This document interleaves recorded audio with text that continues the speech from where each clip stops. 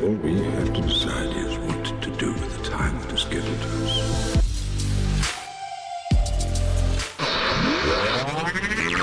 You've reached the internet's home for all things Masonry. Join On the Level podcast as we plumb the depths of our ancient craft and try to unlock the mysteries, dispel the fallacies, and utilize the teachings of Freemasonry to unlock the greatness within each of us. I have you now.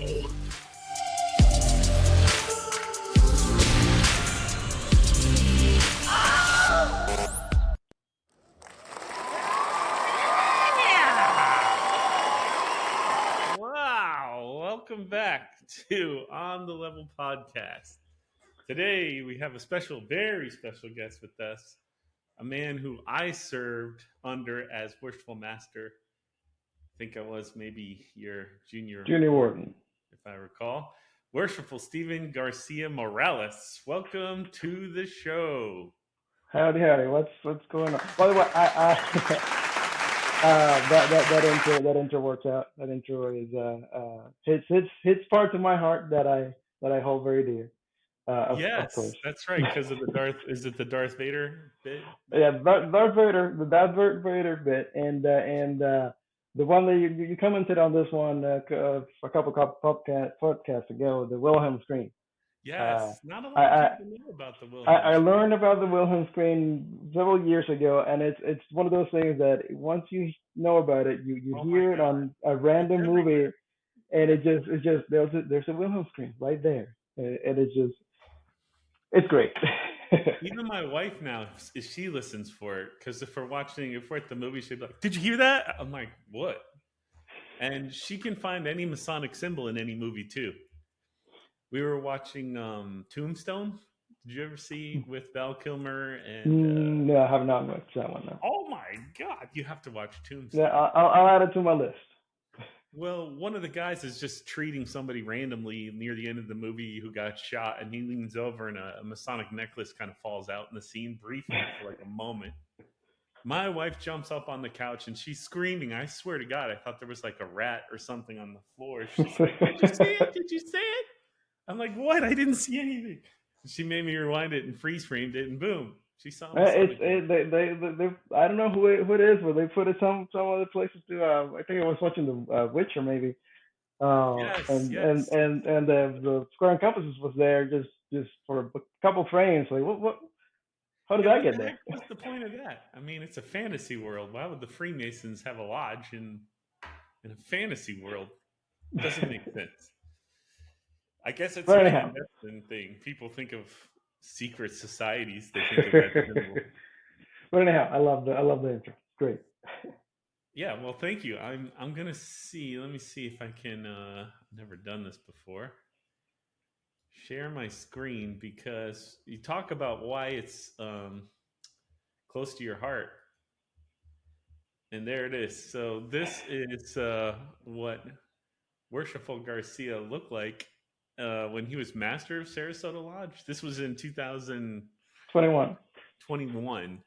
And you can see his gavel there is a Darth Vader head gavel.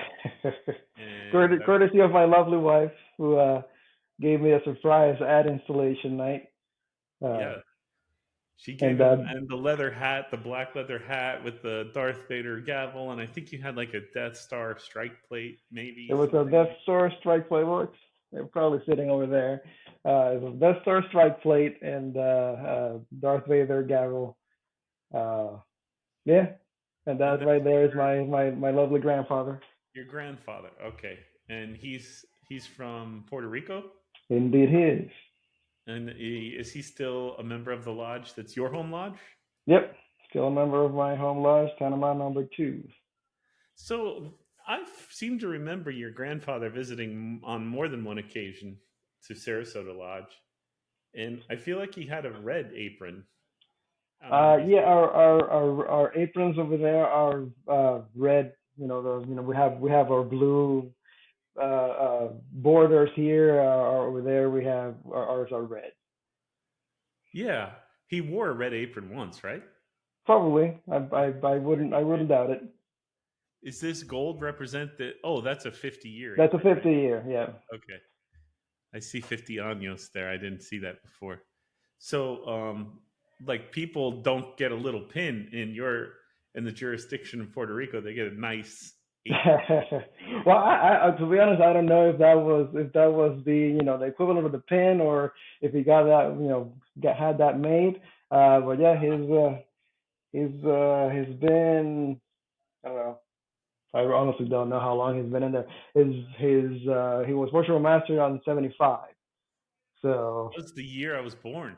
so his Jeez. so he's been a past master for 50 years. Before that, I don't know. Well, almost 50 years. Okay, not quite, but All right, almost 50 years. I'm sorry. 49 this year. Yes, we know. But that's so cool. And your home lodge is still his also home lodge in Puerto Rico, right? Yes. Yep. So what's the name of that lodge? Panama number 2. Number That was, two? number 2. Now there's some debate. There's some debate on that. It's a whole different it's a whole conversation for another day. But the short story on it is technically that lodge was created first. Between the years of 1871 and 1884, there were some struggles with the state or the government, so to speak. So several lodges had to close, reopen. So between 71 and 84, 1880 or 84, uh, what now has number one is Adelphia Lodge number one. There's some May not debate have on originally been number one. Is what were you saying? so there was debate on whether who was going to take number one, because one of them, they were both around the same time. One of Panama had to close because of persecution. Adelphia managed to stay afloat for a little bit longer, and so at some point someone relented and said, "Hey, we'll take number two. You guys take number one, and we'll call it a day." But there's always some debate. But they're basically equally the same age as far Yeah, as lodges go. yeah. So, do you know what kind of persecution was happening at that Oh time? well, at that time it was, the Spanish government was still in place back then, in the 1880s. The Like the government, actual, yeah, it a was it Spanish was a government? Spanish colony. The Okay. whole Spanish American War of 1898 or so. That's when it changed hands. The island changed hands. But back then, between the church and the state, Masons were not seen in a good light. To the state, we were revolutionaries, which, in their defense, Yeah, we were. I can see that. Uh, in the eyes of the church, Yes. well, you know how that goes sometimes. We're Oh yeah, not looked upon very nicely. So yeah. there were some instances where if someone died and they were known to be Masons, the church would actually not allow them to be buried in Jeez, church plots. So it was all fun and all fun days over there. talk about holding a grudge. Yeah, yeah. Jeez, so much for the turning another cheek and loving your neighbor and all that good stuff. No, But it's a lot better nowadays. It's a lot better nowadays. So that's fascinating. So, a lot of people, I was telling you before we recorded, I like to talk about things that seem obvious to Masons because I've found that a lot of people reach out to these podcasts and YouTube videos because they're researching and they want to join the fraternity and they're trying to learn more. So, or they have joined. Like me, I didn't look at anything online until I became an entered apprentice, and then I was like obsessively watching anything that had the words "entered apprentice" in it. I watched it or listened because I wanted to just learn more and consume. And the lodge was only giving me like 1 hour a week, which wasn't satiating my insane desire for knowledge. yep. So I do like to talk about things in case people do research. You can, in fact, be a member of lodges in different countries, and you can have a home lodge in a different country. Correct. And in the state of Florida, where we were together in Sarasota, that wasn't necessarily your home lodge, yet you were the master of that lodge, and in fact are a plural member there. Correct? Yeah. So well, dual. So Dual. I it always get depends. that. Yeah. Yeah, it's plural, dual. Plural is multiple lodges within the same jurisdiction. Dual is multiple jurisdictions. So It depends on whether your jurisdiction allows it. Most do. I don't see why Oh, there are one of some them. that don't allow it. I believe there might be, but that's, I don't know any to my knowledge right now. But yeah, you can be a member of multiple Grand Lodges. I originally, was enter apprentice, pass and raised over there in Puerto Rico, When and was that? When did you actually go through the degrees? 2005. Wow. Well, let me clarify that. So my Masonic upbringing, if you may, is a little weird. So my family on my mom's side, yeah, my family on my mom's side has always been uh, pretty in deep with masonry. Masonry and Odd Fellows kind of go hand in hand over there.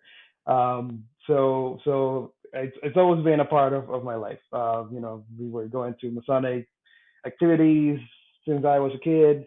Meeting all the brothers. I affectionately can say, they were all my uncles and aunts because Yeah. they were there. It was part of the family. Well, I found that was kind of. I was married to a Hispanic woman for 13 years, and I was surprised that they just call anybody aunt and uncle. Like you go to the grocery store, and it's like, oh, Tio, this and Tia. It's like, what? Like, is Yeah, that so it common? was in Puerto Rico, not so much. That would be probably more of a Central America kind of thing. But to me, being in large functions and activities, and all of them were calling themselves brothers and sisters, so that it was more prevalent to me in that regard. So you come 2005 when I'm turning 18, uh, we are at a student recognition event at my what would become my home lodge, and I don't think I was 18 just yet. Just probably about 2 weeks shy of that. And a close family friend and member of that lodge, uh, at the end of the event goes, Worshipful Master. We had been talking to him already because I obviously wanted to join. It's like, well, Yeah. Worshipful Master, and here present is a young man, Mr. Stephen Garcia, and he'll be petitioning here real soon. I'll be his signer. It kind of caught me off guard because it was a public kind of petitioning to the lodge. So that He was, forced your hand. I mean, it wasn't really going to happen, but it was like, he was very excited about it. And, this is a man that was very, very dear to me and my family. Very, one of those guys that he would speak. And even though he's always spoke very, very quietly, very slowly, it was one of Mm. those men that everyone would stop and Yeah. listen to what this guy is saying. Yeah. Very prominent and well loved in the Masonic circles. A very well loved preacher as well. Oh And wow. so he was well respected on both Masonic circles, on the Methodist Church circles. This was a guy that when he spoke you listened. So Yeah. we're very very proud to have had him as a mentor. So, and he just pretty much just pushed it right into to that lodge right That's when just shy of being 18. Just waited until I was 18 and then went He got you right in. in. Yeah. Well, because it probably benefited his life so much. He's like, whenever you're involved in something good, you want to see other good people get the experience sooner than you got it. Yeah. Because, you do all this dumb stuff when you're young. You're like, man, if only I got involved when I was younger. Well, So, and it took a little bit longer for me too, because I right out of right out of high school, I went on to college to Florida, and so I got initiated. I think it was probably about June or so, and a month later I was out. And over there, enter apprentices can go to lodge. The stated meetings open in the EA degree, so mm, it is encouraged actually for the EAs to be there. The bylaws at that time, I doubt they have changed much since. Uh, you needed to be in 12 meetings at the minimum before you got passed, and 12 meetings for the minimum before you got raised. oh, wow. Over there is weekly meetings, so it takes about 3 months. For Okay. me, I went in and then I left. So for a whole year, I was an EA here, not being able to go to pretty much anywhere, any lodges. Went back after my first year, finished the rest of my 12 meetings, got passed, left again for college. Oh, Came back a year later, got raised, and then I went at that point is 5, 6, 7. At that point is summer of 2007, and I come back to college. I finally am able to go to a lodge, and my lodge over there, over where I was studying, was Melbourne 143. okay. So Okay. they opened their doors to this young this recently raised master mason from Puerto Rico, and made my debut there. Just going to meetings, going to helping them with degree work. That's where I started my ritual my ritual practices over there at 143 In Melbourne. in Melbourne, Florida. So why did you leave Puerto Rico? Was it a work college thing? College, yeah. College? Went looking around and found a place that I wanted to be at, and a good program, and I went for it. And how do you wind up in Sarasota? Work at that point. Ah, that was work. That was work. Yeah. Okay. So at what point did you join Sarasota Lodge? It took a little bit. I think I came over to Sarasota 2010, summer of 2010, and I don't think it was until maybe 2013 that I officially said, "Hey, I kind of actually want to be a little bit more than helping with degrees." I was going to degrees, going to the meetings, always as a visitor, and it's like, I want to actually do something here. And I think it was 2012 or 2013 where I finally petitioned to become a member of 147. Well, I know that you are a ritualist yourself, as am I, and I think we are kind of stick together, us ritualists, in Freemasonry, because we're weird that we spend so much time trying to perfect these things that no one cares about but us. I mean, we do it for people. I think it's not True. for sure. We do it because we want to make the best possible degree for the candidates coming through, and you want to do it the way that your forefathers did it, if not better. I think that's a true ritualist. We're not in it because we like to hear ourselves talk. Generally, in fact, a lot of I would really agree. good ritualists I know are actually not very good with being in the limelight, which is odd. I find that I would agree. I would agree with that. Yeah. I mean, we do it to try and express. If you're a good ritualist, or you try to be, you try to convey the message to the candidate, or to the brother going through the degree. At least that's how I see it. We might do it in several different degrees of success. yeah, I struggle quite a bit because I will speak too fast and have to remind myself that I'm benefit of someone else. yeah. And That's so for sure. Like that's like the top number one issue that any ritualist has is to slow it down, because even when you think you're slowing it down, you're really not. You're still going yeah, fast. I don't remember who was it that mentioned it. They told me, when you're going through the ritual, when you're talking to the candidate, make it so that you think you're really, really painfully slow. yeah, When you think you're painfully slow, you you're need you. actually going the normal pace. Yeah, So that's how you have to say it. You have to see it. I mean, I just want the eyeballs off of me. That's why I would go fast. I would be like, I got to get mine over so they look at the other guy, and I would just rush through my parts. But yeah, I found it a lot more calming to be able to breathe, because the anxiety, you're not really breathing very well, and then you're talking fast. And I had nights where I almost passed out because I've yet to see you fall flat on your face while doing the lecture. So I think you've done it well enough that you're in a good spot.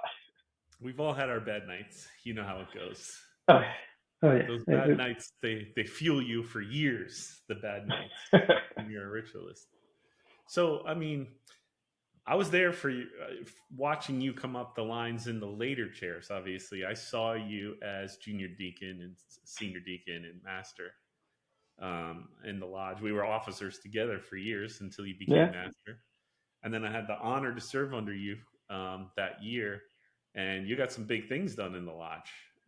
You had like a complete remodel of the entire freaking dining hall done in your year. You had Yeah.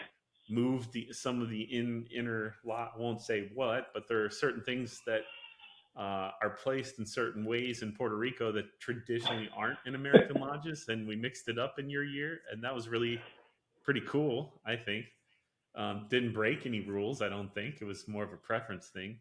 It was an etiquette preference, I think. Yeah, so we A kind of skirted. So, little bit. or rather, I'll admit that I didn't read that part of the etiquette book.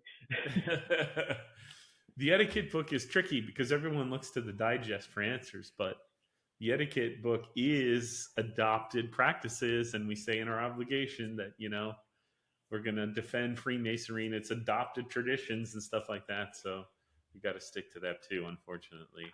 Yeah. But no regrets. No regrets. It was that was our post-COVID year. I think you had more entered apprentices your year than the lodge probably has ever seen or may ever see in the future for a while. Yeah, I don't think we had. Very busy. I don't think we had any. I don't think we had any. Maybe one or two Master Mason degrees. I think they all went. Yeah, they all went to Worshipful Wolbert. Mm-hmm. I don't think I had any. Maybe one. You initiated 24 entered apprentices your year, and that's that we really. I think you stopped ritual work near the end of the year, so you could have done more probably. But you did I stop? Down a little there. At the very, very end, we had a bad night. Well, but I think that was a bad night. But let's expound on that night because that's one thing that I wanted to talk about. But we did not stop rituals after that. We might have done 1 or 2 degrees after that night. Yeah. I think it was somewhere in we definitely November. Did more degrees for sure. Yeah. We did. I just don't know if we did any more entered apprentice degrees because it was late in the year. Yeah, but just for the listeners and I guess watchers of this one, so that was a night in November, I believe, and and I kind of lost it. You didn't lose it. A little bit of background, it was a little bit of a rough night. I believe there was disaster ritually. It was just a disastrous night. It was a little bit of a disastrous night. There were a couple of the guys there during the degree that had been their first degree, I believe. Yes. So if your first degree, you're nervous. Mistakes were made. Not mistakes that would be visible for the candidates. The candidates don't know what's going on, so to them it's going perfectly well. For the people on the sidelines, well, we notice the mistakes, and like people walking the wrong way and things, things that are clearly visibly wrong. I mean, right. It don't happen, but that kind of stuff happens sometimes. I think it does. Probably experiences it. It does, and that's one of the things. That's why I wanted to talk about it because that's one of the things that being on the sideline, being the master, past master at that point, being past masters currently and being the master at that point, we forget that being in the degree is stressful.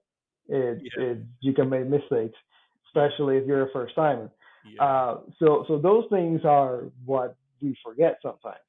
And what happened that night, where there was mistakes made, and I think somewhere in the middle or after the degree, before the lecture, I believe, because we take a little break there.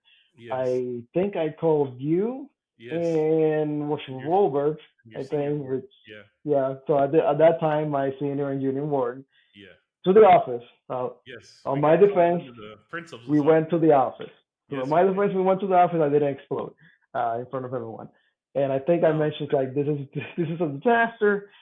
not gonna do any more degrees this year because I don't want this to be repeated.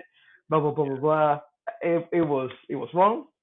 It was I should not have exploded that way. I should have probably just try and internalize. And I think I called you afterwards, You probably the did. day after, You did. and apologized because Yeah. it just wasn't right. I forgot the stressful environment that those guys were in, that mistakes have been made, and I just both lost my cool, which I shouldn't have. And so I apologize to you for it, and we That's moved how on. good of a master that Worshipful Garcia is, because he views himself as losing it. Now I've seen people lose it, and when they lose it, it's usually in front of 40 or 50 people, and it's an embarrassment to the lodge and embarrassing themselves. You certainly didn't lose it. You called a couple of your top officers into a private room, and you expressed your your your lack of satisfaction with what you saw. That's But one you way to put didn't it. curse. You didn't raise your voice. So I don't see it as you did anything wrong there. Honestly, I probably would have done much worse in your situation than you did. It did definitely. I mean, and that's the problem. I think in Freemasonry in general, because there's usually it's the 80-20 rule. There's like 20% of your people care passionately about everything that's happening in the lodge, and the other guys are just going through the motions. Right. And we, in that degree, we had like a very intelligent young guy who has a great memory, who I think he just thought he would be able to wing it. He didn't want to do the work and practice as hard. And that, I mean, like I said, when you have a bad night, that sticks with you. And hopefully that stuck with that guy for a while, because that kind of night should teach you a lesson that you do need to study. No matter how Right. smart you are, how good you think you are, you definitely still need to practice and study. Yeah, Um, and study at home. I mean, if you on yeah, practice, you come in to practice your floor work. But the words you need to have, to sit down at home and go through them. absolutely. I would never show up to a practice not knowing already what I'm going to do, because I would feel like I let everybody down when it Yeah. came to my turn. And that's where all the other brothers are there for. If you're at home and you're trying to go through your work and Yeah. you don't know what this letter means, just call someone. Yeah. Yeah. There's so many people dying to talk about Freemasonry. So they'll be delighted to have a call and somebody asks them, "What does this word here mean?" Oh, so glad you asked. uh, Now, talking about you being the master, a lot of people here are trying to become the master of their lodge that are listening. A lot of people have already been master, or maybe even are master right now. It's February, so they're early in their year. Do Right. you have any? Did anything like of your year come about that surprised you? Because you've been in Freemasonry around it your whole life. You've been involved in the lodge since, it sounds like, early days, and you sat in most, if not all, of the chairs, so you were pretty prepared for the East. But undoubtedly, something happened that surprised you. Did anything kind of come as a surprise to you as the master? Um. Well, it's more of a the how you view sitting in that chair from outside the chair versus from inside the chair. And Totally different. I think you've mentioned it, or you've used the word already here, serving. Um, you know, the young guy, not even coming up to the chair, but the young guy sitting in the lodge or coming up to the chairs will look at the chair of the worshipful master and think, well, the guy in command, the guy that we need to follow the letter of the law, what he says. Yep. By the time that you get to that chair, you realize you're not commanding much of anything. You are here to serve. Well, first of all, serve the lodge. Yeah. At best, guide the conversation in a stated meeting to get to a point where we can make a decision which is not yours, Right. is the lodge's. Right. So I think that perspective hits you pretty early on, if not within a couple of months of sitting in the worship master's chair. It's just you're there to be the referee hopefully not the referee of official referee, but the referee and guide of the conversation that happens within the lodge. There's a couple of things that you may put your foot down and decide, but that is very, very limited. Very few. Yeah. Very, very few occasions, and mostly not even within a stadium meeting environment.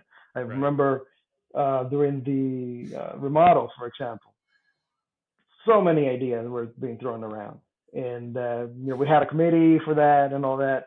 So we had a system in place, and at some point I had to put my foot down at some point. Like, you know what, there's the options. We're gonna choose this one.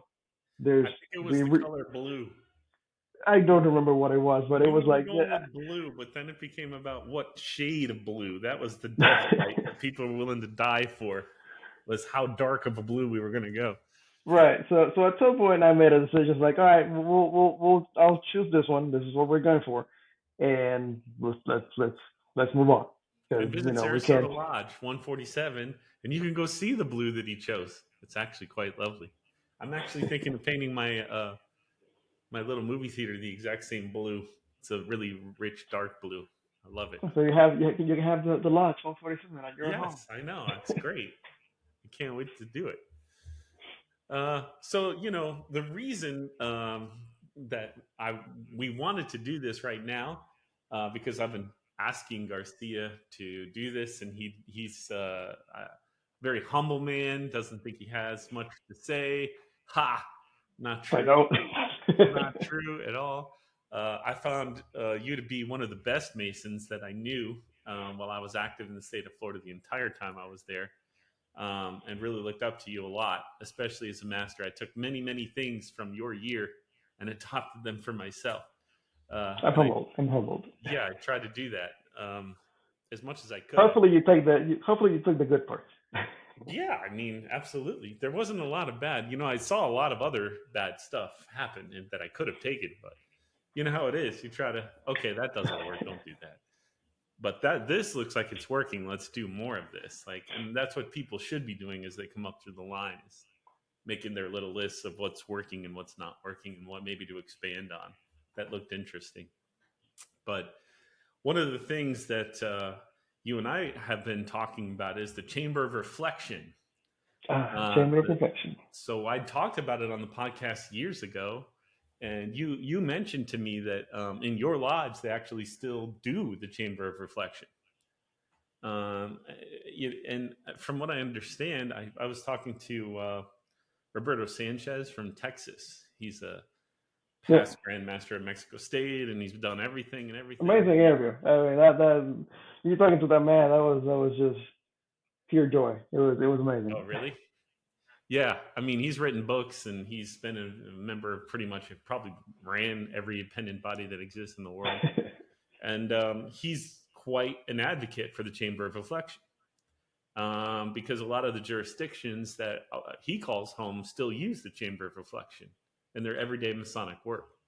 And so he's written stories and articles and blog posts about the Chamber of Reflection, and actually offered to come talk to us about it if we need it to help educate the state of Florida. So if we might need that. Yeah, I think maybe if they need some more education, we can do that.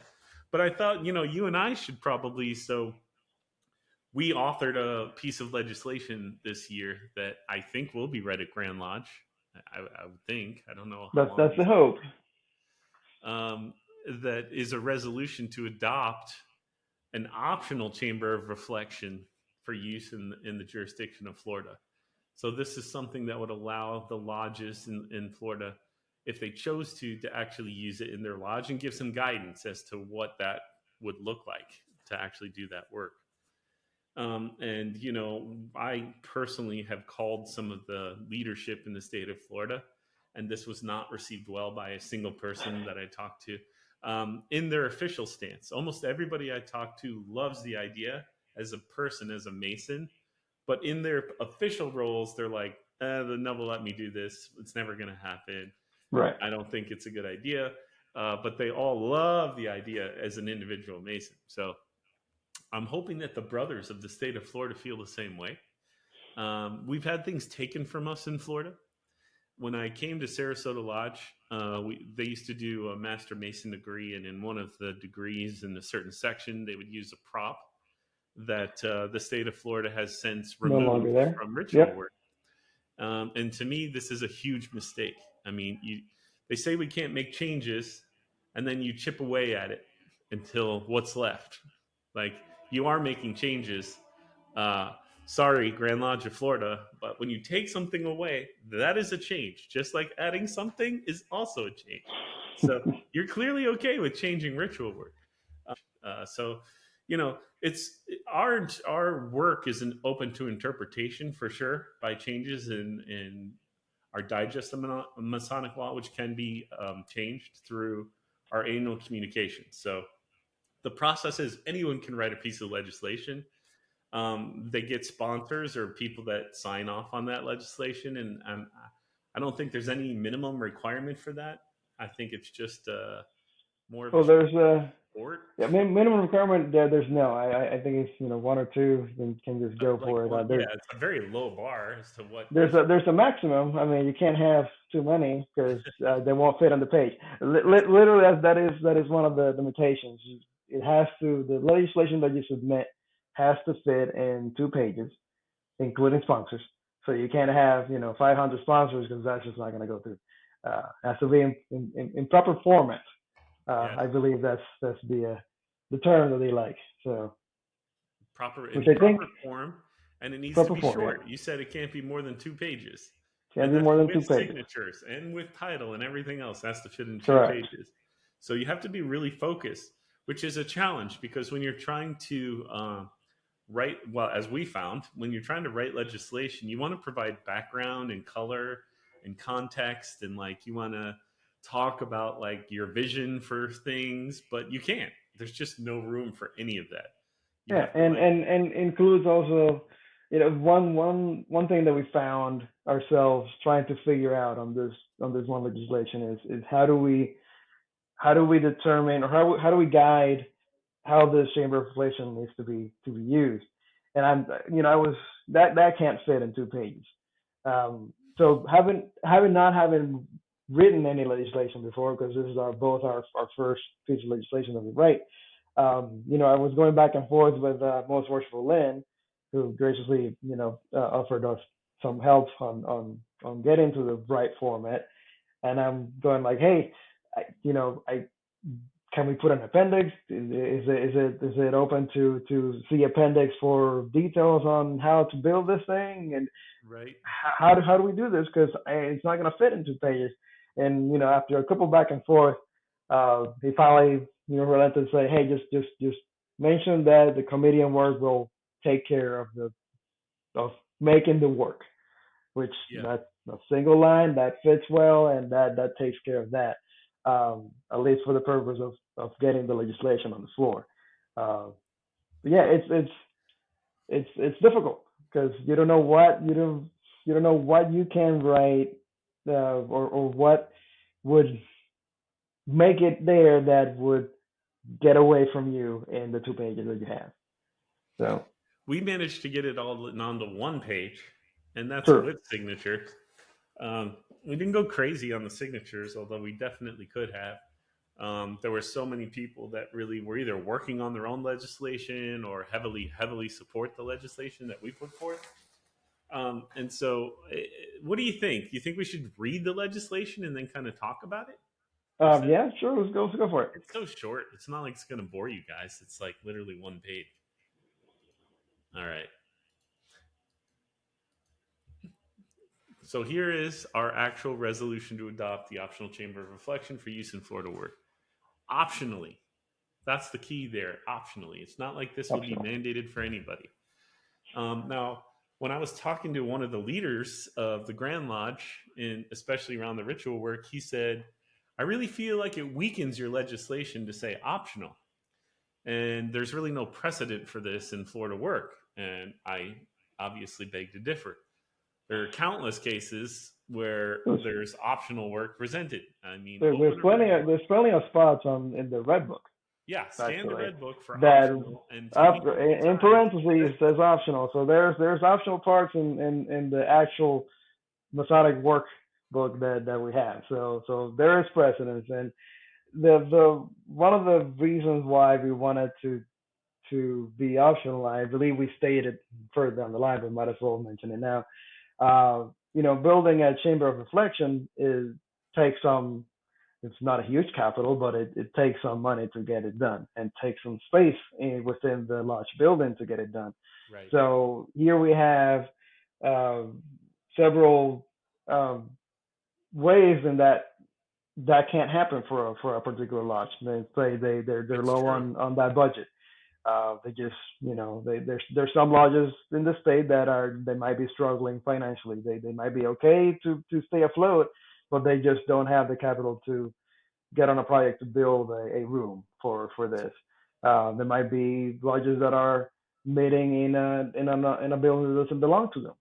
Here in District 23, we have a couple of lodges that Yeah. meet in buildings that do not actually belong to them. They're So renting space.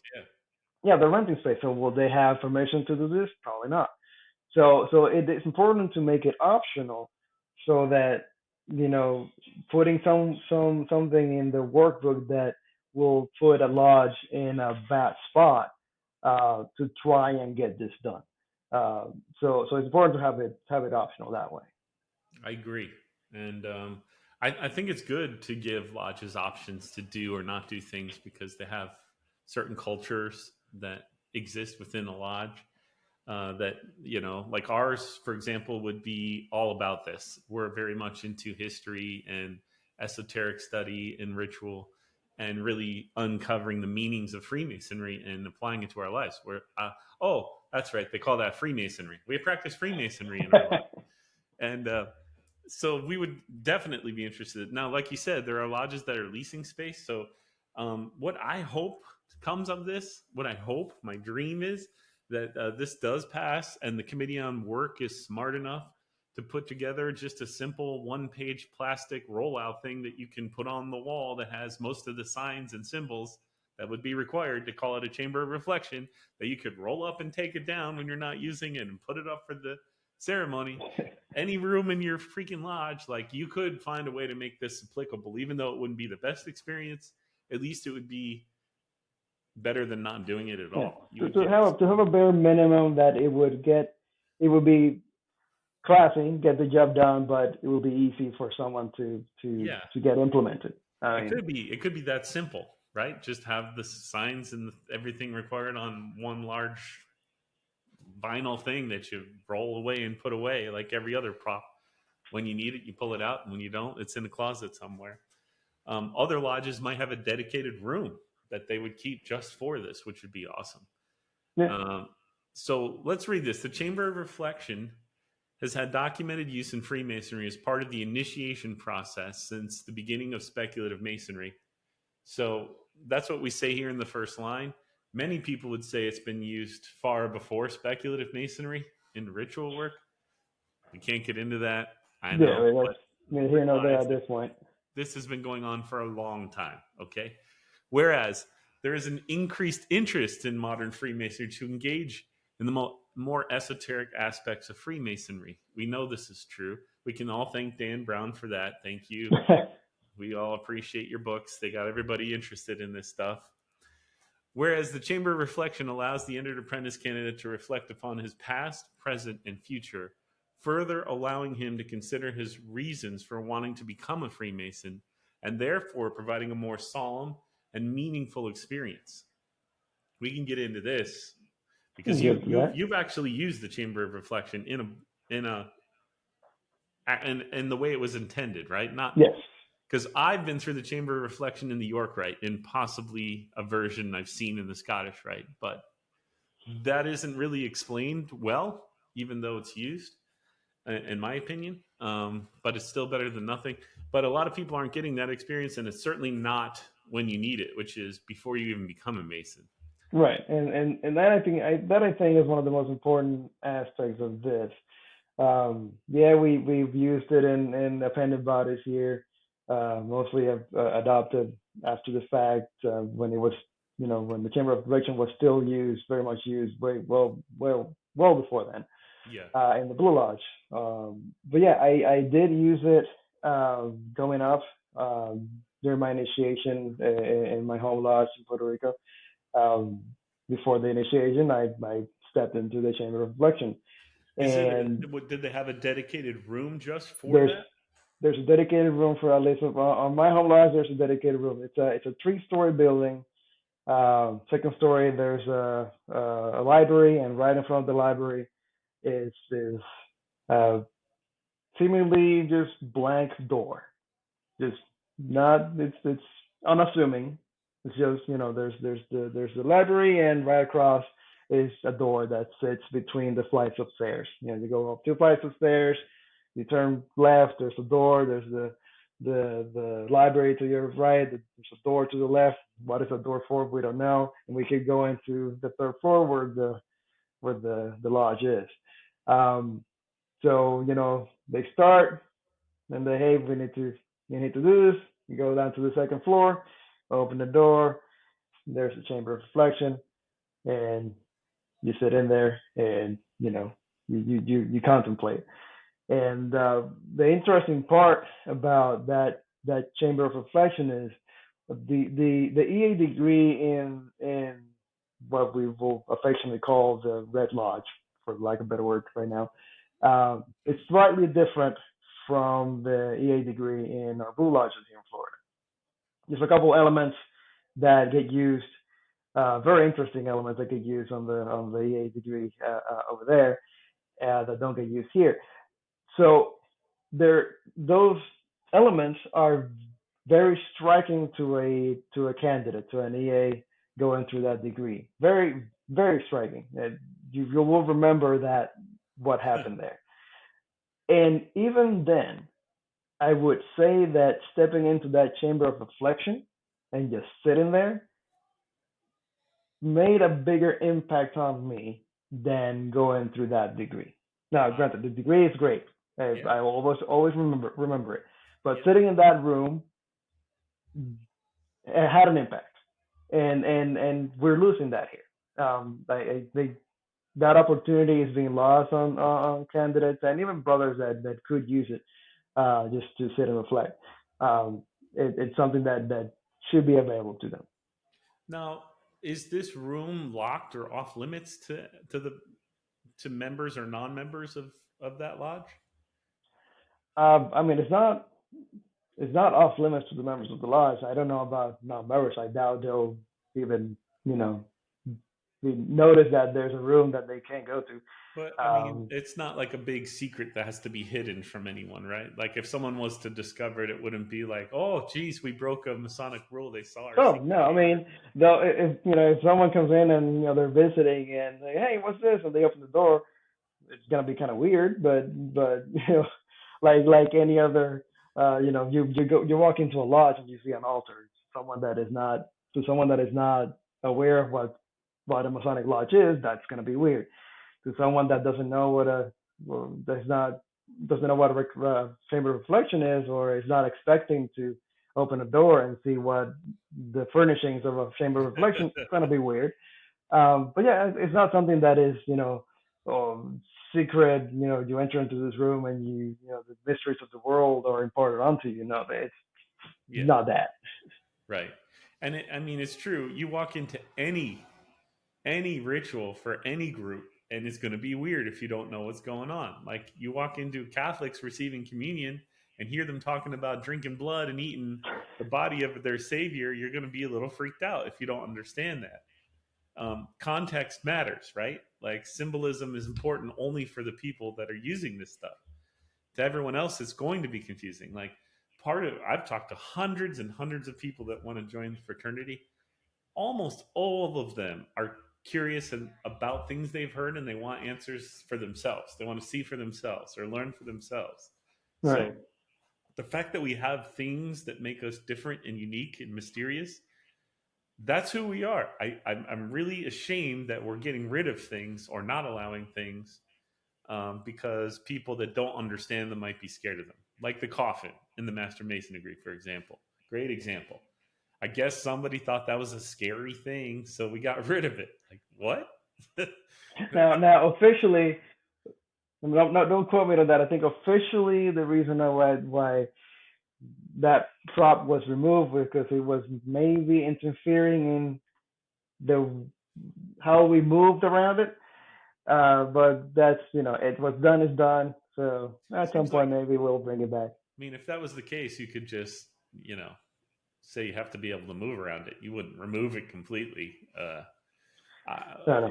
It is I know though, because for example, pirate flags with skull and crossbones are seen as a bad thing, negative connotation to the skull and crossbones. It means I guess you're into killing or death or something. I don't know. But actually, that's not what it means to certain groups of people. Masons in particular are very concerned with reminding ourselves that we're going to die. And it kills our ego. That's the thing. Like, when you forget you could die at any freaking moment, you start to feel more powerful, more better, more whatever. Like, you need to be reminded, dude, you're an animal and you're not going to last forever. So you might as well optimize the time you have and do as much good as you can. And we all need those reminders from time to time, and we get them in different ways. And one of the ways Masonry does it is through symbols that remind us of death or that we're going to die. And Yeah. it's not meant to be a scary, mean, nasty, like hateful. No, and it's not a scary idea. I mean, uh, one of those phrases that you hear everywhere. It doesn't need to be in like lodge or anything. It's just like people use it as a joke. What are two things that are certain in life? Death and taxes. So right there, to the uninitiated, to anyone walking down the street, there is a phrase already made that reminds them that you are going to die. For us, having a symbol that reminds us of that fact, albeit in a more solemn environment, it's the same thing. We're just getting reminding of it Yeah. in a different way. We're not joking about it. We just have a symbol that represents it. So it's not a scary. It's not something about a scary concept. It's just something about reminding us of something that's going to happen and to Yeah. make the best of it. Right, exactly. To hopefully keep us focused on what's important, which is right now. Pay attention. Look, we're having a conversation here. We're both alive for a minute. Let's talk. Like, focus, pay attention.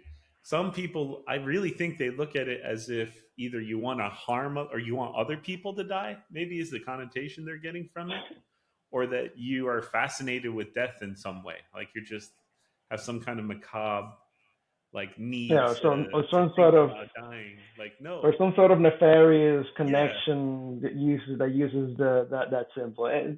No, let's be honest here. That is just at that point it's just conspiracy theories making Yeah. narrative on your mind of what a symbol that we all are familiar with means. So And we all have our different faiths, which reassure us of some kind of probably life beyond death or an immortality of our soul. Whether you're Christian or Buddhist or Hindu or whatever you got going on, that's figured out before you came to Freemasonry. We're not trying to solve that problem. We're yeah, just no, we trying to keep don't. you focused on the fact that you're alive right now, and this is a short period of time, and that you need to do something with it. Exactly, and that's one of those things that we mentioned. I think at every yeah, but we used to have our good old trusty Rusty Glendanian that would mention, like, we're not a religion. Salvation is not something that we offer. That's something that you got to figure out within you and your faith. That's We're right. not a religion. We're just a system of morals.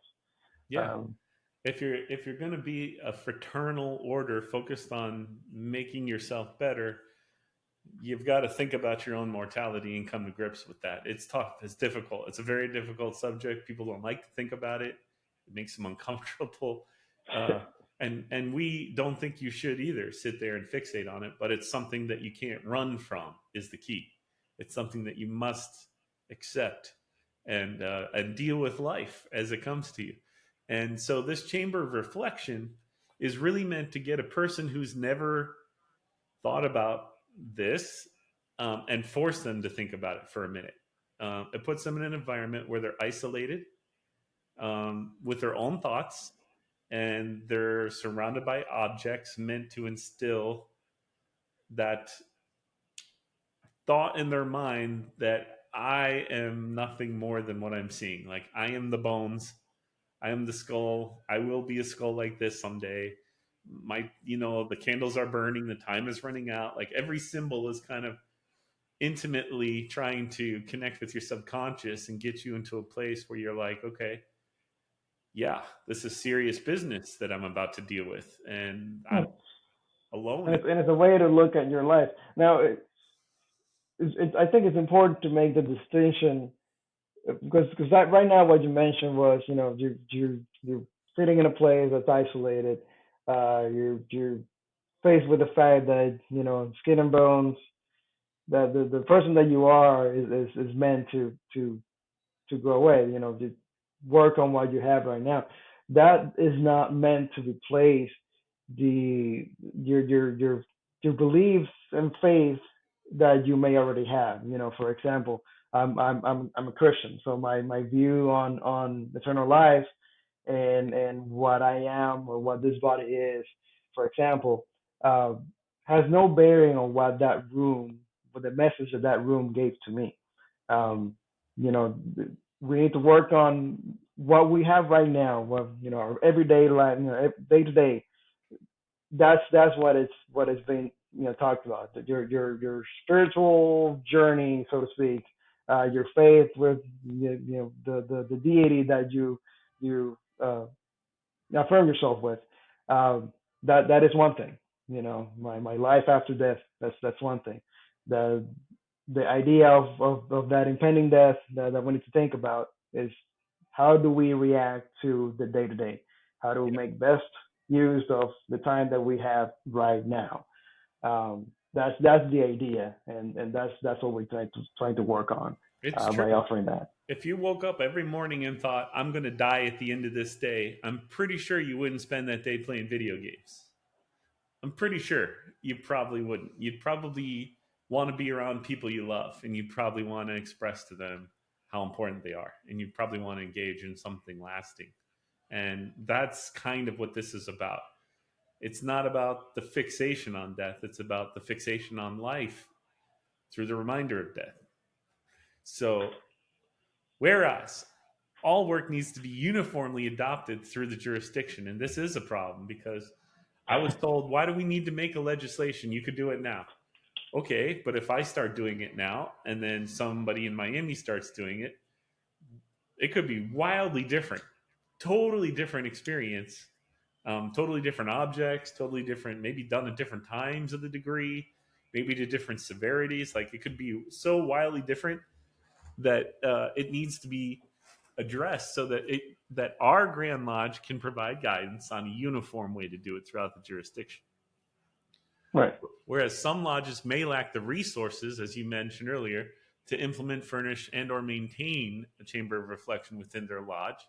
This is why optional needs to become an important factor, because not everyone can do it, and not everyone wants to do it, and that's okay. Whereas there is a precedent of sections within the existing ritual that are deemed and noted to be optional or at the discretion of the Worshipful Master of the Lodge. Our ritual work is replete with optional work. Look in the red book. There's at least three within the first 2 minutes of opening a lodge. There's at least two things that are optional that we barely ever. The flag ceremony itself is optional. You don't have to pledge allegiance to the flag. It's an optional piece of ritual work, I think. And then look at the charges, the lectures, they've all got optional work within them. Even down to the fact of when you're the master for your year, you can say, I want people to salute me at the altar when they leave the lodge room. Other masters might say, I'm okay with deferring that work to my senior warden. It's optional every year for the master, right? It's embedded in our work that the master can optionally do that. So this isn't making anything new. This is already existing. Now, therefore, be it resolved that the most worshipful Grand Lodge of Free and Accepted Masons of Florida adopts the use of the Chamber of Reflection as a part of approved work in any well-regulated lodge under its jurisdiction. And be it... No, let's make it clear that line says adopts as approved work. So we'll touch on the optional part later, but we're not limiting ourselves here to tie the Grand Lodge's hands on their backs or the lodges that want to implement this. It's just means Grand Lodge will approve that this can be done. Yes, right. That makes it okay. That if you're a regular lodge under its jurisdiction, they're saying you can do it. And be it further resolved that the Committee on Work shall develop the ritual room requirements appearance and use to be presented at the 2025 Grand Lodge session for final adoption. I don't think this is probably the part that people are going to. That was all most worshipful Lynn's idea, just to make sure that we don't go over our allotted space for the page to try and cram the whole description of the Chamber of Reflection in there, and just to make sure that everyone likes it. That this is approved.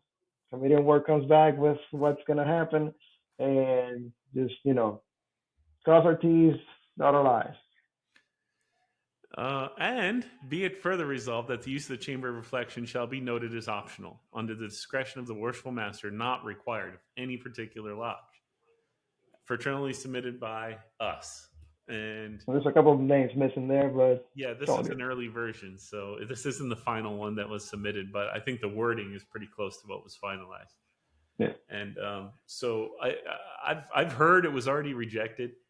I was told it was going to be rejected. I mean, even the person who helped us put it together said they thought it was a bad idea. So we're very aware that the Grand Lodge does not want this to be a thing, and that the Committee on Work isn't looking to involve itself in it. We're very aware of that. However, the way Freemasonry works is anyone can write legislation, and it's the brothers of the jurisdiction that decide if they want it, not the Grand Lodge, not the Committee on Work. So don't let it dissuade you to put forth an idea, because even if this is shot down, I'm not going to be embarrassed and run away and flush my head in a toilet. No. There's going to be interesting conversation that's going to come out of this, whether it's adopted or not. And I know for a fact that a lot of people are very fascinated with the idea, and they want it to be like codified in a way, like so that it can be uniformly adopted, as we say here. Because the fear is if they do it, they might do something that goes too far. They just don't know what too far is. Like, right. Or they might not do enough. Maybe it's not even a chamber of reflection they had. Maybe they just put a chair and a blank white wall, and they, because they didn't know any better. So we need, and that's the purpose of this. Just make sure that it's, that the brothers want to use it, and if they want to use it, that it's used correctly in the way that it should be done. And let's not to rain on the parade of the jurisprudence committee. We knew this was gonna get rejected. We expected this was gonna get rejected, and on their defense, I'm gonna go ahead and say that if they had gone ahead and say, yeah, let's go for it, I would be a little bit worried. Yeah. Because that means any old change will get past the jurisprudence and Committee on Work and get approved. Yeah. Which that's not what we're about. No. We want to protect the way that we do things, and I would expect a lot of scrutiny when it comes to adding some work to Florida work. This is work that has already been done at other places. That's neither here nor there. We don't do what other places do necessarily. It's not we don't do it because someone else does it. We do it because it's something that we want to do, and it's been part of Freemasonry at large before. So I would expect it to be rejected, and we'll just have to work with the information that we have and make the brothers aware of what this means. Let the brothers make that decision. Exactly. And that's how democracy works, and that's how Freemasonry works. The Grand Master doesn't make the final decision. The Grand Lodge doesn't make the final decision. Only the representatives from every lodge that are authorized to vote on behalf of all the members of their lodge make that decision. So this and other legislation will be put out as it is every year, and hopefully your lodge has discussion about it, and hopefully your lodge votes on it, and your representatives take note of the lodge's votes, and they go vote the will of the lodge on their behalf. I mean, that's what I did every year I went to Grand Lodge. regardless of how I felt about the matter, I took note of what the lodge wanted, and that's how I voted. There's things that you as a worshipful master might not, agree with, want to do something different. But if your lodge says, hey, we actually like or don't like or whatever this particular legislation, it is your duty as a representative of your lodge to do what the brothers of your lodge want to do when it comes to legislation and Grand Lodge. So I had I consider it an honor. I was sitting next to Worshipful Garcia at a Grand Lodge session, and one of the legislation is a crazy legislation because COVID was the year before, so we had like 20 some pieces of legislation. It was a long My day. first Grand Lodge, and pretty much every new piece of legislation, I got more angry that my time was being wasted as much as it was. But such is the life of an officer.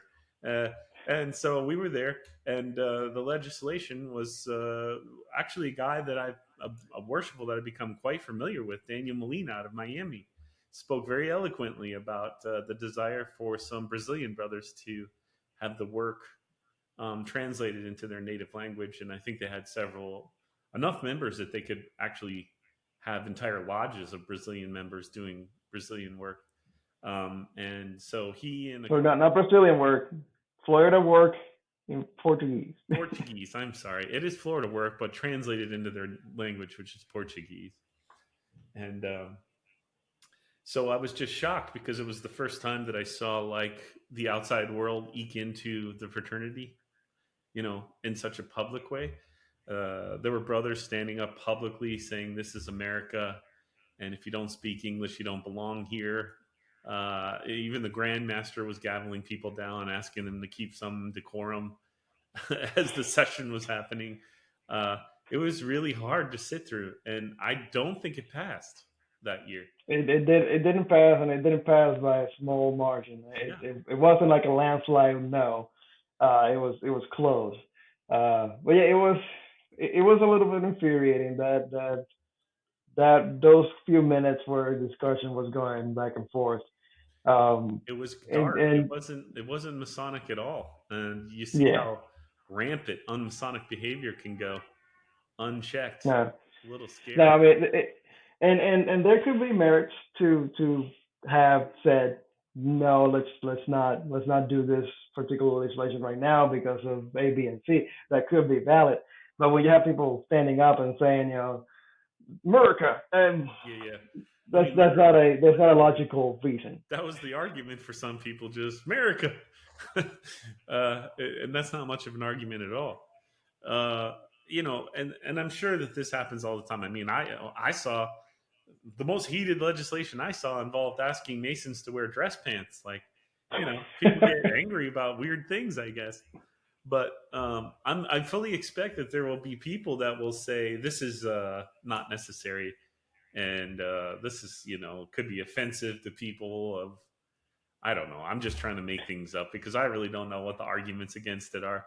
But I imagine people will come with some arguments against it, and we should hear those arguments. We should talk about them, and we should weigh the pros and the cons. And that's all we're trying to do is have a conversation about this. And I'm very interested to hear the cons. I know for a fact we have a PhD who's a brother from North Florida who has a desire to speak for it. And, I think there are a lot of other very high profile Masons in the state that will probably want to speak for this. Hopefully we won't have to speak for it ourselves. If we do, that's your job. Just so I mean, I'll try and be there, but if I can, if the work of speaking for it by enthusiastic brothers can come not from the person that wrote the thing, even the better. Yeah, I agree. I'll be at Grand Lodge this year, but it won't be to speak about this. But if I have to, I will. I'm hoping I don't have to. The legislation, as you can see, is very simple and straightforward. It's not really putting a lot of pressure or stress or burden on anyone. And it's not really mandating that new things be created. So this is the legislation. Don't pay attention to this. This list is actually not complete. Too late. You paid attention to it.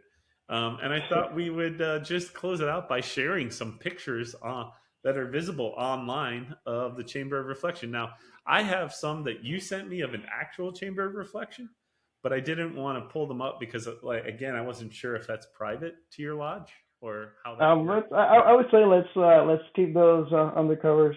Not that they look much of any different, but just because it, that's just my chamber of reflection from home. Got you. Well, this is some symbols that you would typically see in a chamber of reflection. Now, it's not all of them. This probably isn't the proper. I don't know if there is a proper configuration, but you're always going to have a mirror for someone to see their own reflection because it's an important part of literally reflecting on yourself. And we know that you're probably always going to see some bones or human remains or some other signs of death to remind the person that they are going to die.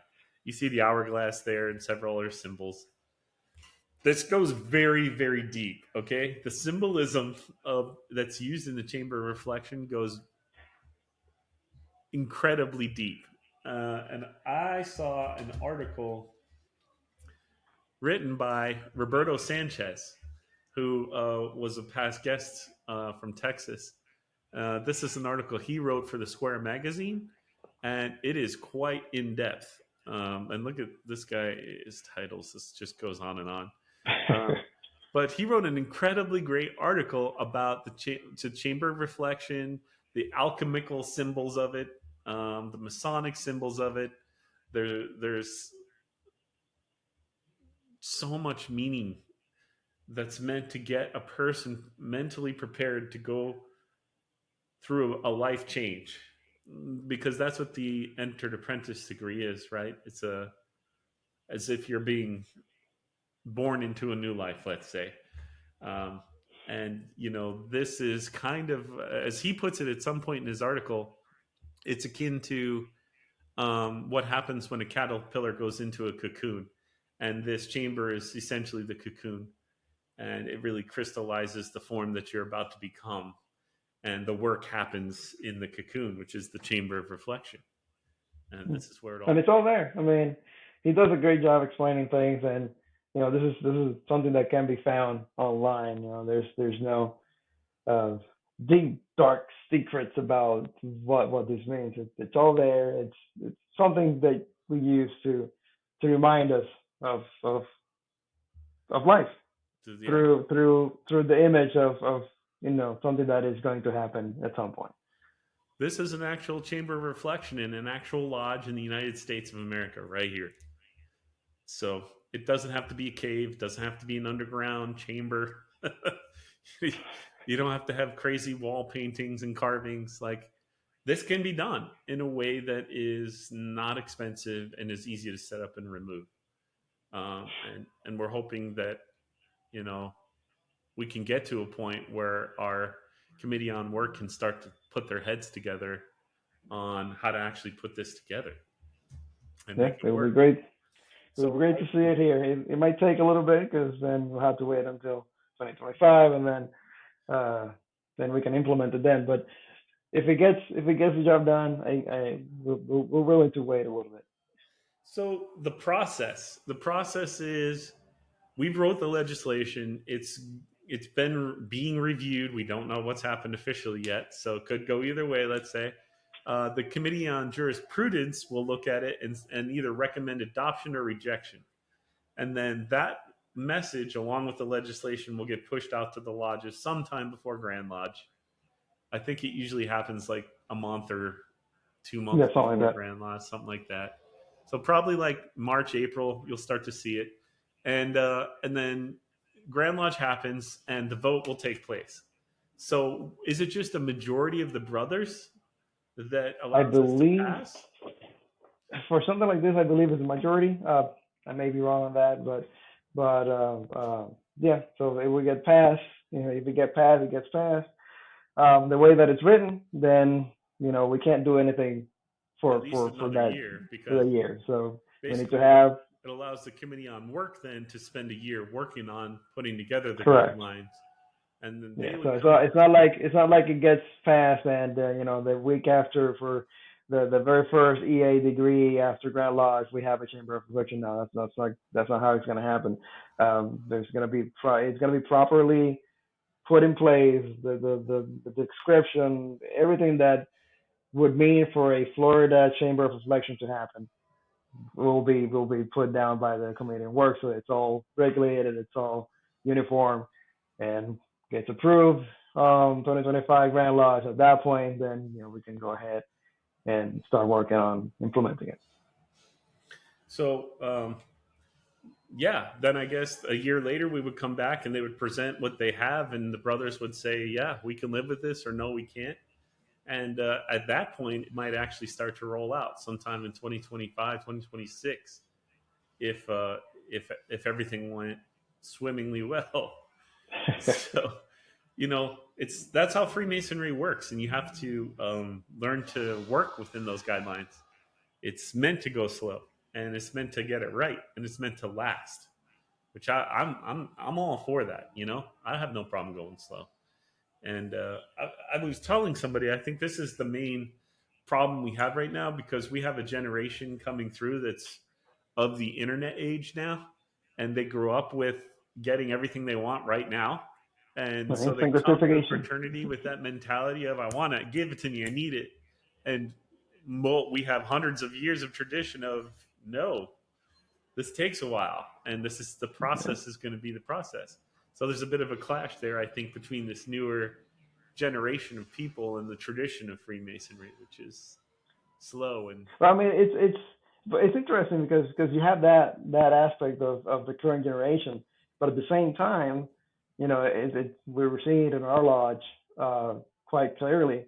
We get the majority of the brothers that are really into what Masonry means, yes. what the esoteric discussions that are happening are driven by that same generation, that same young generation.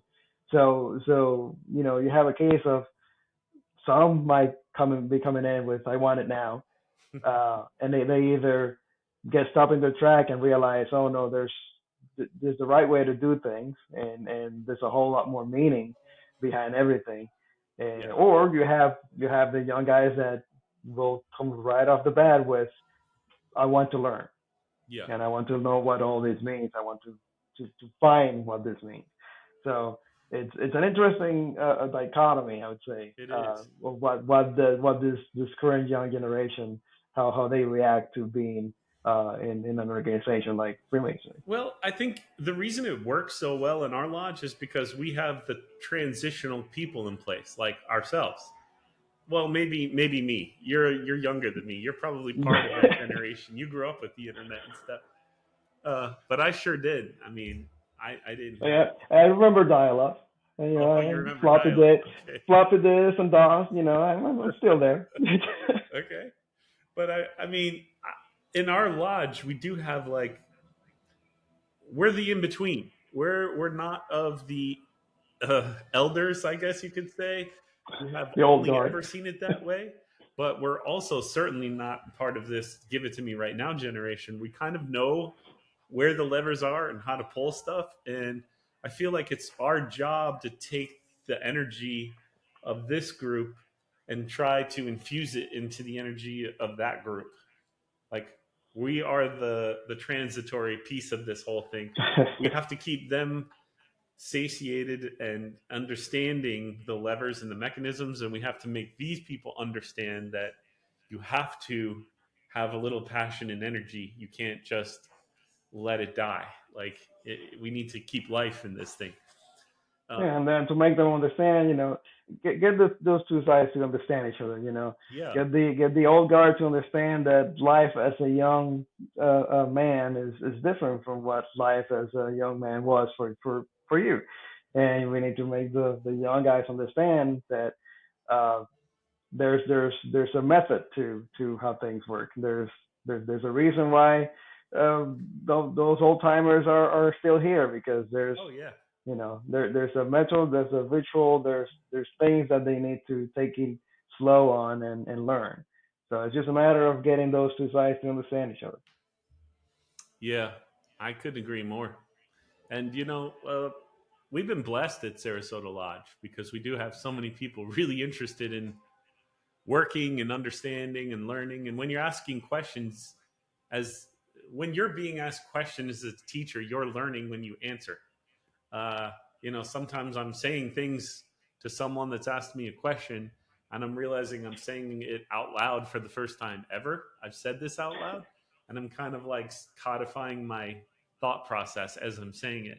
But to them, they think that you've got it all figured out. It's like, no. I appreciate that you ask those kind of questions that forces me to think about it. And also, I think this generation doesn't reflect much.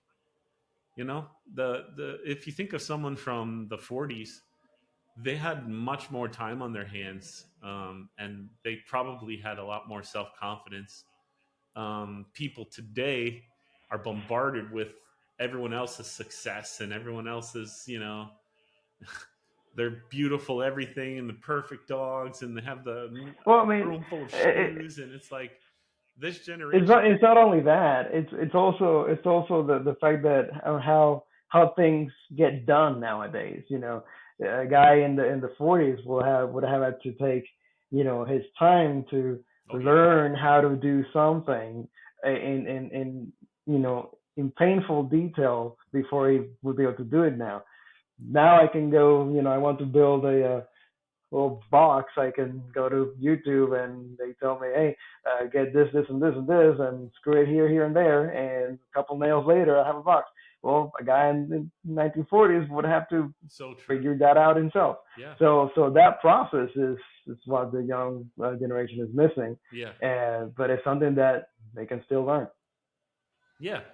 And it's a good thing. I mean, some things should come fast and be easy, and other things should take a minute, and it should require a lot of people's eyes on it. And it's important. Our ritual is very, very important to us as Masons. And so I think this is an important part of the ritual that has, like you said, has been around since God knows for how long this has been around, but a long, long time. And is actively used in a lot of jurisdictions around the world, and even in some U.S. lodges being used regularly. So it's just kind of bringing us up to speed, really. It's not inventing anything new, certainly not. No, it's providing the opportunity that other Masons have had. But here in Florida, you'll have, myself as an example, will have brothers that have experienced that, and it's just a matter of providing that experience. We're not changing anything, making anything new. Just providing what we believe is missing. Now, when we started, you said I had you for about an hour. We've been at this for almost over an hour and 20 minutes, so way overextended my welcome with Worshipful Garcia, but I do appreciate you taking the time. What I'd like to do, if you're okay with it, is do another podcast where we actually dig into the ceremony itself and kind of go step by step through many of the or the adopted customs for how people do the Chamber of Reflection. Sure. I just need to verify that we can talk about it because I'm not yeah, let's make sure that we're in the right spot for that. Yeah. So we'll look into what we can say and can't say, and then I would love to walk people through what people are doing for the Chamber of Reflection so you can see what it would actually be like to go through it yourself. Worshipful Garcia has been through it. You said it was actually more impactful to you than the degree itself. What kind of, are you able to say anything about the kind of impressions that it made on you? Yeah, so at least for me, having been in the environment that I was, having been kind of overly familiar with Freemasonry through my grandfather and my great grandfather before him, I guess. But it's a long line, so it wasn't anything new. So there was a certain part of me that was like, well, I'm doing this because, well, this is what I need to do. It's already been a part of me since before I got here. And being in that Chamber of Reflection made me rethink. It's like, why are you here? It's not because of your legacy. It's you're here alone. This is This is you right now thinking about what you're about to embark on. This is why you want to be here, and not gonna go into too many details. There's one question that you're presented with inside. There's a couple of questions. There's several questions that you're presented with. With one in particular, um, maybe realize like do am I even worthy to be here? Is it am I hiding anything that would make me not be a good candidate for this? Um, and those are the kind of questions that make an impact on you when you're sitting there by yourself contemplating what that you're about to go through a join a fraternity and with like-minded individuals. So that's to me that was a big thing stepping in there. It's just those questions you had to think about it. You had to realize and internalize what you know why you're there. Yeah, because you had generations of Masons before you. It wasn't even a question if you were going to join Freemasonry, right? Like it was probably you said you weren't even 18, and people were like, "Yep, this guy is going to join." They were announcing it like it was a foregone conclusion, and yet when you're sitting there alone, it becomes real personal, real quick. Yep. It's about you and your soul, and your intentions, probably. Yeah, the intentions is a big part. Yeah. Uh, just you're not joining because, at least for my part, because that was the right thing to do because my family had already been there. It was my doing now. This is my decision. Right. It's not because yeah, this is a personal thing now. It's not a I'm coming in with the fam. No, this is I'm coming in. Yeah. Do I want to come in? Do I want to do this? And now it's at the end of that short span was this is what I actually want to do. So when I joined, I went into a room with 4 other guys, and I had a guy making jokes about goats that I didn't get. People were laughing. It was very not serious, and I certainly didn't have any time to reflect on anything. It was like joke, joke, joke, go, and then we were doing our degree, and I got the lecture, and I can tell you the lecture is the only thing that stopped me in my tracks all night and made me think, and that was Worshipful Ramon Hernandez that did the lecture for me. He wasn't even a member of the lodge I was in, but that lecture he gave and set me on a path that caused me to do everything I did afterwards. If it wasn't for that lecture, I don't know that I would have gotten very hooked much about Freemasonry, to be honest with you. So a lot of us owe a great debt of gratitude to Worshipful Ramon Hernandez. Seriously, I mean, he ignited, like, I didn't believe that he did it from memory, first of all, even though people were telling me he did. And I went up to him and personally asked him, and when he told me to my face he did it from memory, I believed him. And that's when I decided I was going to do that. If one man can do it, I could do it, right? But then just because you can do it from memory doesn't mean you do it good. Like, he did it good. It's not like he just did it. And that the fact that he did it well, that was the only part of the night that actually made a personal connection with me. And so I could see how that feeling of personal connection from the very beginning would have probably made me a very different Mason. If I hadn't gotten the lecture from him, if I had gotten it from someone else who did everything the way the rest of that night went, which was very casual and jokey, I don't know that I'd have gotten involved in the line or even, cared to become a ritualist myself. So people need to think about how important the ritual is to us and how, the solemnness of it all is lost sometimes because, I mean, we've all seen it. When you're in a degree and you're there on a Tuesday night or whenever, you're pumped. You're excited to be doing it. Everybody's like ready to go. It's like you're about to put on a performance. We're looking at it in some ways as a play for the audience, but these guys are making a commitment to their life. It's Yeah, serious, I mean, serious business we're doing. when you start doing the degrees and it's it's the 15th degree in 7 months, to you as the one performing it, it stops starts losing the value that the one going through it definitely is get taken out of it. So Yeah, we just need to remember that the person going through it, that's the first time. And yeah, we might have repeated the same words 100 times. The guy going through it, it's the first time that he's heard it, and the first time that he's had the chance to internalize yeah. what all that means.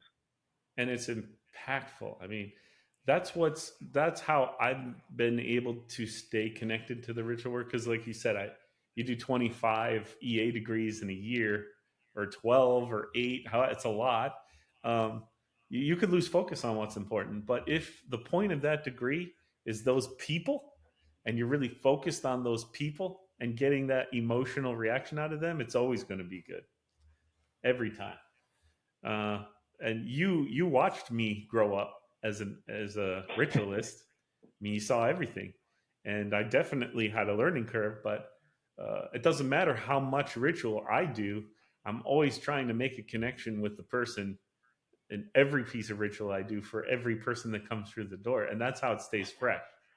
It's And the funny part is that at least the way that I'm seeing you when you go through the lectures and all that, which is, by the way, has been a pleasure watching you coming from the young enter apprentice to just giving those lectures. I mean, you make the connection not only with the candidate, the person going through it, but you got the whole room of the 80-year-old past master is riveted because that lecture is speaking to him in a way that it hasn't spoken to him in 50 years.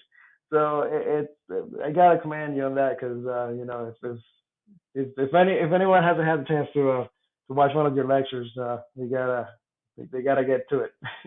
Well, thank you for that. I'll never forget. Like, there was one night, I don't know why.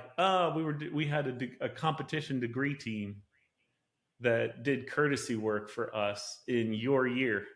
So Worshipful Garcia's on the sideline, and he was asked to keep notes of how we did. So he happened to have a notebook and a pen, and he was like, for us, keeping track of all our mistakes so that we could get the download later. And I had the unfortunate uh, role of doing the lecture that night, and I was the chaplain, so I was right next to you. And they called my name, and I got up to go do the lecture. And he made sure to look at me and click his pen as loud as possible and go, and I was like, oh no, here we go. I gotta do It was, the thing is, like, I knew you were just doing it as a joke. So it actually helped me out a lot. It, like, you know how when you laugh, a lot of the pressure goes away.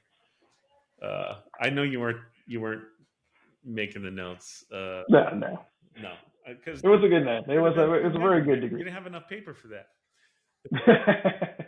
And that's another key. You know, we all make mistakes when we do ritual. All of us make mistakes. I don't care how good you are or what title you had. You're making mistakes when you do ritual work. It's about how you convey the emotion, though, to the people. And there's nothing Yeah. wrong with laughing at yourself either. I've been in a lecture, in the middle of a lecture, and drawn such a hard blank. I've said to people, you know what, you should really come back and watch somebody better than me do this because this part's really good. And I'm sorry I forgot that word. And then I'll move on to the next part. People like that you're being real with them, I think. And Yeah, I mean, there's room for being lighthearted in a solemn occasion with when it's called upon. appropriate. When it's necessary. You're going through it and you just forget. And if you kind of make light of it, that actually might help you move along. And one thing to remember is that when you're in the sidelines, everyone is a gold card holder when Yes, you're in the sidelines. yes, yes. So we gotta understand that the person going through it at that point, it's got a lot going on. And this is, again, the chamber of reflection. This is the first chance we have to make them think. Think about what you're doing. Think about why you're doing it. Think about who you are and who you want to be. These are important things to be thinking about before you are initiated into the fraternity. So hopefully you guys will take the time, go to the Square magazine, look at the 2021 article that Roberto Sanchez wrote about this, or look for any other really authoritative article on the Chamber of Reflection and educate yourself.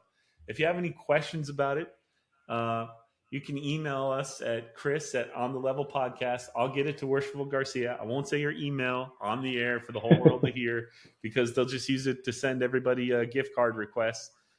Anyways, God. so we don't want to do that. But if you do have a question, or if you have a concern, or if you want to help us in any way, especially, let us know. And we'd be very interested to hear from you. And we will have another, if I can coax you into coming back, we will have another one after we arm ourselves a little bit better with what we can and can't say, and really dig into the actual ceremony of the Chamber of Reflection itself and kind of go through it. We'll get to it. All right. So with that said, thank you for being on, Worshipful Garcia. First time, finally. Been too long to get you here. That's my fault. But you will be back, I hope, very, very, very soon. And well, it's been a pleasure. We'll do another On the Level podcast. Thank you. This is Super Bowl Sunday, so I imagine you're going to go watch some football now. Hopefully. Yeah, I got to get myself over to see if I can coax my child out of the TV and let us watch the game. Do you want to say who you're rooting for? Who's your team? Well, I don't have a particular team. My wife is going for the Chiefs, but I guess we'll go for the Chiefs. Yeah. They say in Freemasonry we don't talk about religion or politics, but I think they should add sports into that because I've seen people get just as angry about sports as they have about religion. With that being said, thank you, Worshipful Garcia, and thank everybody for listening. Until next time, On the Level Podcast, out.